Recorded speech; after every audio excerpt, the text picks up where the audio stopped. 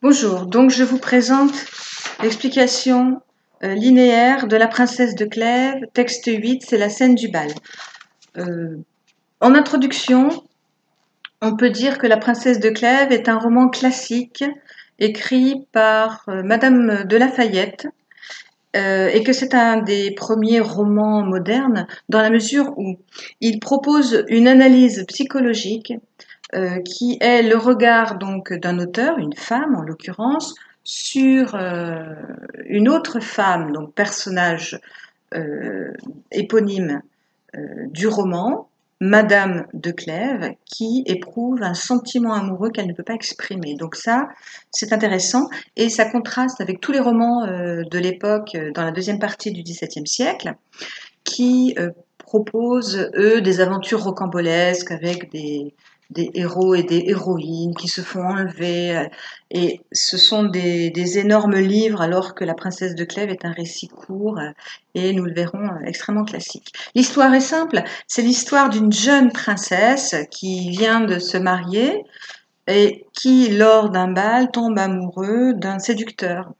Et toute l'histoire consiste pour Madame de Lafayette à montrer que la jeune princesse doit lutter entre d'un côté ses sentiments, qu'elle a du mal à contrôler, et surtout de l'autre côté sa raison. Donc ces sentiments-là, elle doit absolument les contrôler pour respecter les convenances du milieu d'où elle vient, c'est-à-dire le milieu aristocratique et élitiste de l'époque. Je procédais à la lecture. Elle passa tout le jour des fiançailles chez elle à se parer pour se trouver le soir au bal et au festin royal qui se faisait au Louvre. Lorsqu'elle arriva, l'on admira sa beauté et sa parure. Le bal commença, et comme elle dansait avec M. de Guise, il se fit un assez grand bruit vers la porte de la salle, comme de quelqu'un qui entrait et à qui on faisait place. Madame de Clèves acheva de danser, et pendant qu'elle cherchait des yeux quelqu'un qu'elle avait dessein de prendre, le roi lui cria de prendre celui qui arrivait. Elle se tourna et vit un homme qu'elle crut d'abord ne pouvoir être que M. de Nemours, qui passait par-dessus quelques sièges pour arriver où l'on dansait. Ce prince était fait d'une sorte qu'il était difficile de n'être pas surprise de le voir quand on ne l'avait jamais vu, surtout ce soir-là où le soin qu'il avait pris de se parer augmentait encore l'air brillant qui était dans sa personne. Mais il était difficile aussi de voir Madame de Clèves pour la première fois sans avoir un grand étonnement. Monsieur de Nemours fut tellement surpris de sa beauté que lorsqu'il fut proche d'elle et qu'elle lui fit sa révérence, il ne put s'empêcher de donner des marques de son admiration. Quand ils commencèrent à danser, il s'éleva dans la salle un murmure de louanges. Le roi et les reines se souvinrent qu'ils ne s'étaient jamais vus et trouvèrent quelque chose de singulier de les voir danser ensemble sans se connaître. Ils les appelèrent quand ils eurent fini, sans leur donner le loisir de parler à personne, et leur demandèrent s'ils n'avaient pas bien envie de savoir qui ils étaient, et s'ils ne s'en doutaient point. Pour moi, madame, dit M. de Nemours, je n'ai pas d'incertitude. Mais comme Madame de Clèves n'a pas les mêmes raisons pour deviner qui je suis que celles que j'ai pour la reconnaître, je voudrais bien que votre majesté eût la bonté de lui apprendre mon nom. Je crois, dit madame la dauphine, qu'elle sait aussi bien que vous savez le sien. Je vous assure, madame, reprit madame de Clèves, qui paraissait un peu embarrassée, que je ne devine pas si bien que vous pensez. Vous devinez fort bien, répondit madame la dauphine. Il y a même quelque chose d'obligeant pour monsieur de Nemours à ne vouloir pas avouer que vous le connaissez sans l'avoir jamais vu. Alors, problématique, ici, c'est de savoir ce qui caractérise cette scène, de montrer qu'il s'agit justement d'une scène déterminante pour la suite du roman, puisqu'il s'agit de la rencontre entre les deux protagonistes. Et nous avons un plan assez simple, puisqu'il s'agit d'un plan en 3 parties, avec la présentation des deux personnages dans le premier paragraphe, puis la réaction de Monsieur de Nemours à la vue de la jeune femme, et enfin un dialogue indirect entre les deux personnages. Alors, dans la première partie, des lignes 1 à 11, donc premier paragraphe, on a exactement l'apparition des deux personnages principaux. Tout d'abord, l'apparition de la princesse, qui est le personnage principal, attendu parce que elle est arrivée il y a peu, tout le monde sait que sa beauté est éblouissante, et là elle fait son apparition un petit peu comme dans un conte de fées, c'est la princesse qui arrive. Alors On a un récit au passé simple, hein, on le voit dès les premières lignes avec elle passa, lorsqu'elle arriva, l'on admira. Donc un récit qui pose un cadre spatio-temporel très précis, un lieu prestigieux, la cour royale avec le mot Louvre à la ligne 2, une occasion prestigieuse, c'est les fiançailles des fiançailles royales qui ont lieu avec le groupe nominal Festin Royal, toujours ligne 2. Il y a aussi des personnages et des invités prestigieux puisqu'il s'agit du roi, de la reine et des fiançailles de leur fille. Et les invités sont évidemment les courtisans. Alors on voit très bien dès le début du texte qu'on a affaire au règne de l'apparence, avec notamment le fait que la jeune princesse a passé énormément de temps à se préparer. Et on aura d'ailleurs à la fin de ce même paragraphe et de manière complètement symétrique, la même prestance et la même élégance décrite dans le personnage Monsieur de Nemours qui lui aussi, vraisemblablement, a mis du temps à se préparer et à préparer justement ce bal. Donc en fait, on sent que ce n'est pas innocent. Les deux personnages ont su qu'ils seraient à ce bal et ils ont tout fait pour se mettre en beauté, première chose. Deuxième chose, donc, on peut dire qu'il s'agit d'une scène tout d'abord romanesque avec l'apparition de la princesse qui devient le personnage central, le personnage de tout qui aiguise tous les regards alentour. On a d'ailleurs un champ lexical qui est très important. Alors ce champ lexical, c'est le champ lexical du regard à la ligne 2, admira, donc c'est on admira, donc toute la cour euh, admire la jeune princesse. Et puis il y a aussi le verbe voir qui est très présent à la fin du premier paragraphe, aux lignes 6, 8 et 10, hein, vie et les deux infinitifs voir, donc où les deux personnages en fait se regardent sans se parler, évidemment, dans un cadre solennel. C'est une entrée donc théâtrale, attendue, mais c'est aussi une scène théâtrale. C'est une entrée, pardon, romanesque, mais c'est aussi une scène très théâtrale. En effet, on a la présence du spectacle avec la danse, puisque les deux protagonistes vont danser ensemble. On a la présence de la musique. On a celle des personnages autour et du public, comme sur une scène, enfin, comme dans un théâtre où le public réagit. On a les deux personnages principaux. On a même une tierce personne, le duc de Guise, à la ligne 3, qui est très vite éclipsé par Monsieur de Nemours et donc le couple qui se forme qui concerne Madame de Clèves et Monsieur de Nemours.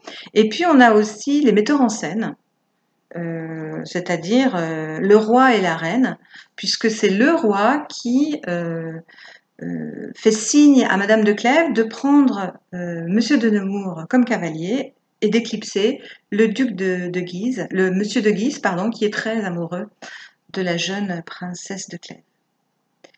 Et on a évidemment, si on peut dire, la dramaturge, c'est-à-dire l'auteur du texte, c'est Madame de Lafayette. Voilà. Alors, l'apparition de Madame de Clèves fait sensation, des lignes 1 à 5. Et puis aussitôt, son attention est attirée par la présence d'un homme qui n'est pas tout de suite nommé. Hein. Madame de Lafayette fait régner un petit peu de suspense, puisqu'il sera nommé qu'au début du deuxième paragraphe. Et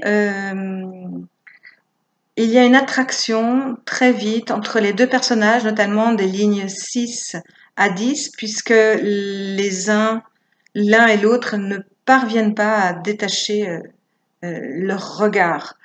Je lis, elle se tourna et vit un homme qu'elle crut d'abord ne pourrait être que Monsieur de Nemours, et ensuite ce prince était fait d'une sorte qu'il était difficile, ligne 8, de n'être pas surprise de le voir quand on ne l'avait jamais vu. C'est-à-dire qu'il y a 3 caractéristiques à ce coup de foudre. Il y a l'effet de surprise, il y a le jeu omniprésent des regards, au point que le monde autour semble disparaître. Et puis, il y a une sorte d'attraction et de magnétisme entre les deux personnages, puisqu'ils sont au centre même de l'attention et que tout le monde, la tierce personne, le duc de Guise, tout le monde a disparu autour. Dans la deuxième partie, c'est le deuxième paragraphe, donc. Après l'apparition donc des 2 personnages principaux, on a la réaction de Monsieur de Nemours, qui ne peut pas s'empêcher d'être happé par Madame de Clèves.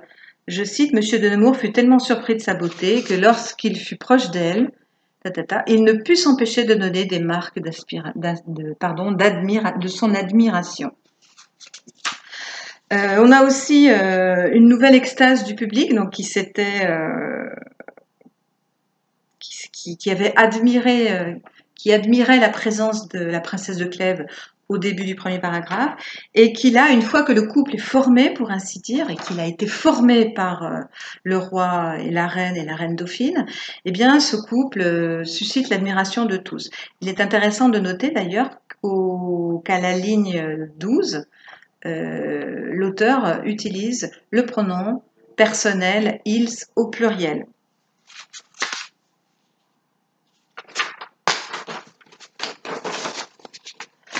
Alors, à la fin, nous avons un dialogue indirect entre le monsieur de Nemours, la princesse de Clèves et la dauphine. Alors, les 2 personnages principaux donc, sont présentés par le roi et la reine, notamment par la dauphine, qui un peu plus tard deviendra la confidente de la princesse de Clèves, et qui s'avère très curieuse en fait, et qui sent qu'il s'est passé quelque chose entre les 2 personnages, et qui agit un peu comme une sorte de révélateur, du moins auprès de la princesse. Je dis auprès de la princesse parce que le duc de Nemours, lui, semble assez aguerri aux scènes de séduction. On sait qu'avant ce passage, il a déjà une réputation de séducteur. Et lui tient particulièrement à ce que la princesse de Clèves, qu'il a trouvée très belle, sache son nom. Par contre, la princesse, Madame de Clèves, elle, est un peu embarrassée, hein, comme semble le préciser la didascalie de l'avant-dernière réplique, qui paraissait un peu embarrassée, et elle feint de ne pas savoir qui il est, alors que dans la dernière réplique, la reine dauphine laisse entendre que, évidemment, elle sait, elle connaît son identité, elle sait qu'il allait venir, et elle est déjà presque amoureuse, enfin tombée amoureuse du duc de Nemours avant même, semble dire Madame la dauphine, avant même de le rencontrer. Donc il s'agit en fait d'une scène, on peut dire, où le coup de foudre est fatal. En fait, c'est vraiment un topos littéraire dans le roman. La présence de 2 personnages exceptionnels, très beaux, très élégants, que tout rassemble en fait. Donc c'est une scène de coup de foudre avec des héros sublimes et qui n'attendaient qu'une occasion pour se rencontrer. C'est une scène à la fois, nous l'avons vu, romanesque et bien sûr théâtrale, puisqu'il y a une mise en scène. Le couple est sous les projecteurs, on pourrait dire, de la cour. Et donc, en étant sous ces projecteurs, en tout cas, Madame de Clèves sera toujours vue, jugée et emprisonnée par la société dans laquelle elle vit. D'où la présence, l'omniprésence du champ lexical du regard. Alors, à la suite de cette scène, on peut se demander comment la princesse de Clèves va lutter entre d'un côté son cœur, ses sentiments, et de l'autre sa raison qui lui interdit de céder à cette passion. Pour traiter la question grammaticale, donc des lignes 16 à 18, donc je lis la phrase. Ils les appelèrent quand ils eurent fini sans leur donner le loisir de parler à personne et leur demandèrent s'ils n'avaient pas envie de savoir qui ils étaient et s'ils ne s'en doutaient point. Alors, il s'agit ici dans un premier temps, de repérer les interrogations indirectes et de les transformer en interrogations directes. Alors, le repérage est le suivant. Il y a, on peut dire, deux grandes interrogations indirectes, c'est-à-dire deux subordonnées qui commencent, ligne 17, par si. S'ils n'avaient pas envie de savoir qui ils étaient, et s'ils ne s'en doutaient point, ligne 17 et 18. À l'intérieur de la première interrogation indirecte est enchâssée une nouvelle interrogation avec qui ils étaient. Vous voyez, avec le pronom interrogatif qui. Donc, on peut dire au total 3 interrogations indirectes. Pour la transformation, on pourrait dire ils les appelèrent quand ils eurent fini, sans leur donner le loisir de parler à personne. Point. Ils leur demandèrent, donc je dirais 2 points, ouvrez les guillemets, n'avez-vous pas envie de savoir qui vous êtes? Ne vous en doutez-vous pas? Alors, il s'agit de transformer l'interrogation indirecte en interrogation directe, mais dans un langage soutenu. Avec justement cette inversion du sujet, n'avez-vous pas envie ou ne vous en doutez pas, pour respecter justement le langage classique. Alors, ce qui est intéressant, c'est de voir que dans le texte La princesse de Clèves, il y a beaucoup d'interrogations indirectes parce que il y a très peu finalement de dialogue, il y en a même qu'un à la fin, direct entre les deux amants, puisqu'il faudra attendre un passage clé à la fin du roman, qui est la scène d'adieu, pour voir justement les deux amants se parler directement. Donc le texte est fait de sous-entendus et d'interrogations indirectes. Donc il y a toujours un tiers personnage, une tierce personne qui fait le lien entre la princesse de Clèves et le duc de Nemours. Voilà, c'est pour ça que cette question grammaticale de l'interrogation indirecte était importante. Voilà. Dans un second temps, je vais procéder donc à l'entretien et je vais vous présenter très brièvement le Spleen de Paris de Charles Baudelaire.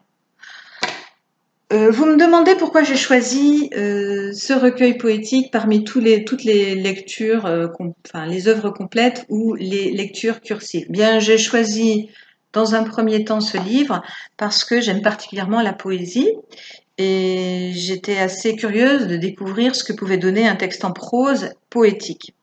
On a souvent dans notre scolarité des lectures de recueils poétiques classiques avec des strophes et des vers. Et là, ce qui était intéressant de voir, c'est que c'est écrit en prose. Alors, il y a une cinquantaine de petits poèmes en prose qui ont été écrits par Charles Baudelaire à la fin de sa vie. Puisque le recueil a été publié en 1869, soit 12 ans après son recueil le plus célèbre, c'est-à-dire Les Fleurs du Mal, et de manière posthume, puisque le poète est mort avant de pouvoir publier ses textes.